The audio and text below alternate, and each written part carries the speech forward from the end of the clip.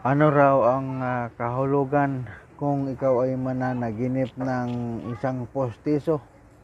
Ayon dito sa aklat ni Professor Sami, ito ay nangangahulugan na ikaw ay tatalikuran ng iyong mga kaibigan dahil sa nagawa mong kamalian. Ang dalaga na nanaginip ng isang postiso ay liligawan ng lalaking may asawa na at babaero.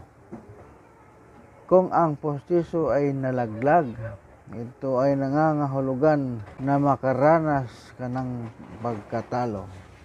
So mga idol, kung may panaginip kayo na gusto ninyong malaman ang ibig sabihin, i-comment nyo lang dito sa baba. Pasundan niyo ako mga idol at ibahagi ang video ito para